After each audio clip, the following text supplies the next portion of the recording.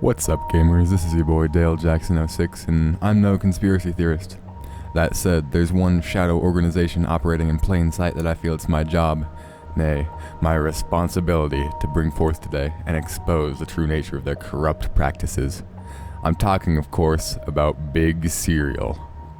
You see, to this day, I eat some form of cereal almost every single morning. And just to be clear, we're not talking about any of that healthy cereal like Grape Nuts or goddamn Magic Spoon. I'm talking about those good old-fashioned red-blooded American cereals like Fruity Pebbles and Kellogg's Crunchy Logs.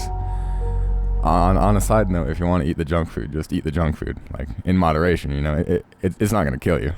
I've never really seen the point of trying to take the most heavily processed, artificial, horrible-for-you foods and engineer them into being healthy. Like, man, these neon green and purple chunks of corn that taste like marshmallows are so good. If only they were great for my arteries. Just don't work like that. But anyway, that's besides the point. As I mentioned before, Big Cereal has been making nefarious and anti-consumer moves, specifically targeting frequent cereal consumers like myself for years. It all stems from a subjective disagreement, if you will. I, along with most other cultured cereal sommeliers, prefer to apply the milk to the cereal and then wait several minutes, allowing the delicate fluid to intertwine with the fibrous chunks of grain and saturate them, softening them, providing a pleasant and somewhat homogeneous eating experience. Basically, I just like to let the milk sit on my cereal for a long time so it gets real soft. This is the right way to eat cereal.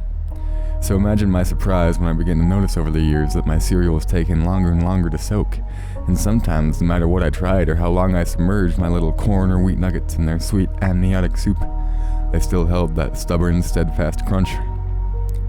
Perhaps when I was younger, I was innocent of the corporate greed running deep through the backbone of America. I couldn't quite envision then the boardroom meeting full of post-executives, a menacing glimmer touching their eyes when their latest reports of crunch retention and fluid repellents came in from the engineering department. The sterile, gray laboratory with a faceless throng of white-coated food scientists applying various structural varnishes and sugar slurries, all while carefully measuring every parameter of each individual corn puff. The Human Resources Department, less directly related to the cereal itself, but still vital in their role, and thus no less guilty. But the overall directions of these companies and the important flavor and texture decisions they make are spearheaded by those on top of it all. John Post, Joe Kellogg, and others whose cereal companies are probably named after. As largely successful company owners, these people know it's their responsibility to not only perpetuate their own affluence, but to additionally cause a suitable amount of annoyance, consternation, and dissatisfaction to the average person's life, starting with the very foods we eat to start our days. It may sound silly, but think about it.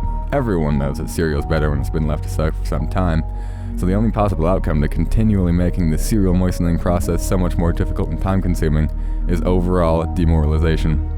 What else would they stand to gain from punishing the consumer so? What, other than the sick, personal satisfaction at knowing that every young child and grown adult man who regularly eats cereal will suffer a bit more each and every morning? Now, at this point, I feel like I should make some sort of call to action, but the sad truth is, it seems there's nothing we can do to dissuade cereal manufacturers from their immoral ways. I've written several letters to the people in charge of all major cereal companies in America, and none of them have even written back. The only tangible result I've seen is that a General Mills van now regularly patrols my neighborhood. I can only think of one proper course of action moving forward: to keep spreading my message to as many people as possible, hoping that one day the cereal truther movement gathers enough momentum to actually hold the world's major cereal distributors accountable. The situation may look bleak at the moment, but I truly believe that one day the work I've done will usher in an age of soft, enjoyable breakfast cereals, an age where children will be told the horrid tales of the crunch era and look to their cereal bowls in wonder and amazement, stricken with the hubris and malpractice of their forefathers.